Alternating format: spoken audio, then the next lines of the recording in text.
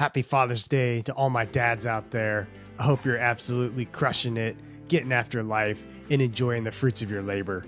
Today, I want to talk about the best thing about being a dad, and then I have a few words of encouragement for anyone who's out there who might be missing your dad today. Hey, what's up, guys? This is Michael here with the Endure Training Center. So being a dad is amazingly exhausting sometimes. Whether it's coming home from work, you barely get a foot in the door, and you're already getting blown up with lots of questions and, hey dad, hey dad, hey dad. Or maybe it's a Saturday afternoon, you just got done cutting the grass, doing some yard work, knocking out some home projects.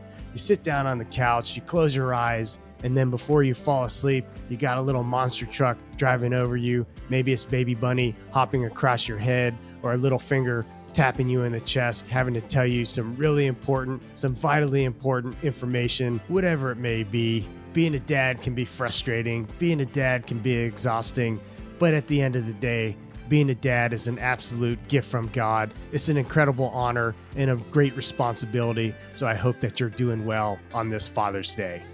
Now, the best part about being a dad. When you have kids, and especially if you have boys, I have two of them, a 9 and 11-year-old, and then also a 4-year-old girl. But the boys, they start to get older and they start to think that they can take you. My oldest, he comes up to about right here on me right now. His hands are bigger than mine. His feet are bigger than mine. He's probably going to overtake me in height in the next year or so, which, if I'm being honest, isn't that big of a feat considering I'm 5'6" and haven't grown since 8th grade. But my two boys, gaining a little confidence, try to gang up on me, try to tackle me, try to take me down, try to roast me when we're out there playing football in the backyard. But I have this little secret called OMS, OME. Old man strength, old man endurance. I'm here to tell you, it's the real deal. I used to think it was a mythical thing, but it's not. And that's the best part about being a dad. But it's something that you have to develop. You have to be over the age of 30 at a minimum. Young dads, I got bad news for you. OMS, OME, it's like a great piece of dry aged beef. It just gets better with time. So you got to keep paying your dues before you're ready to activate the superpower. Dads, you got to get off the couch, go for a run, go for a bike, go back to the gym. Got to put down the beer can if you really want to tap into the fullest of old man strength and old man endurance as a dad. If you're willing to tap into the fullness of OMS and OME, you'll never cease to amaze kids. I like to coach soccer and wrestling. When I'm out there at the end of every practice, we always run sprints. We develop that physical toughness, that mental toughness, and it's an opportunity for me to wow the kids with my OMS, OME.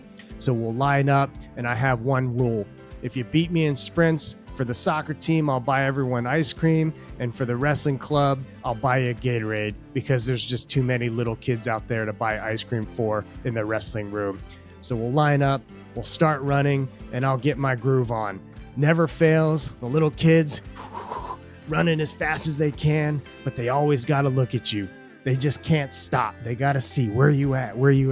And they get a big smile as we go further in because they think they're going to beat me.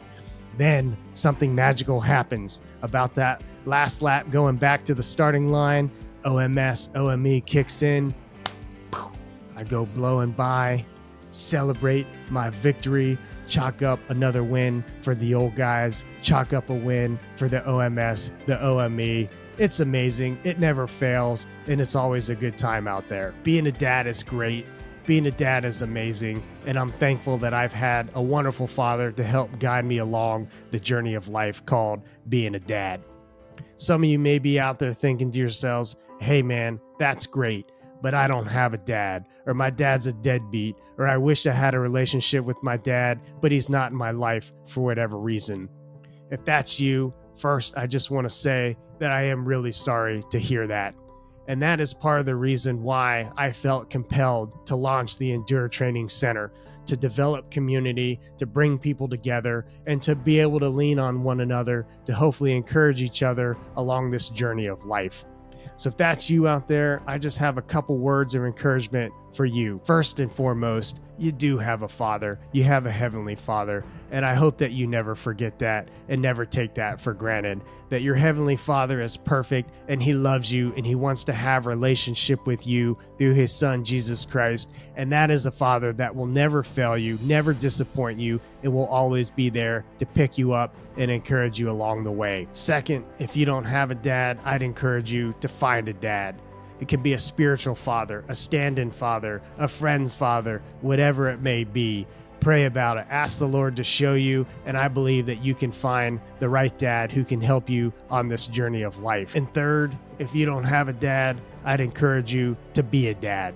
That can be to your own kids, but also to the community around you. That can come in the form of a coach. It can come in the form of a club or an activity. Get involved in your local church or your youth group. Whatever it may be, pour into these kids, pour into the future, and be the dad that you wish that you had had. All right, guys, with that, I hope you have a great Father's Day. I'm about to go cook some bacon.